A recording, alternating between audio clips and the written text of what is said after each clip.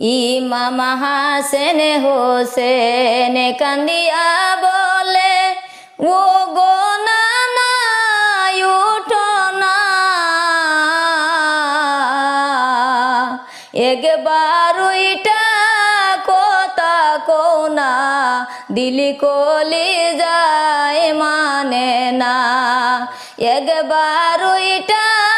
কথা কও না, দিলি কলি যায় মানে না। নানা তুমি কেমন কইরা বুইলা গেলা জানি না, তোমার কথা মনে পড়লে সইতে আমরা পারি না, তোমার কথা মনে পড়লে সইতে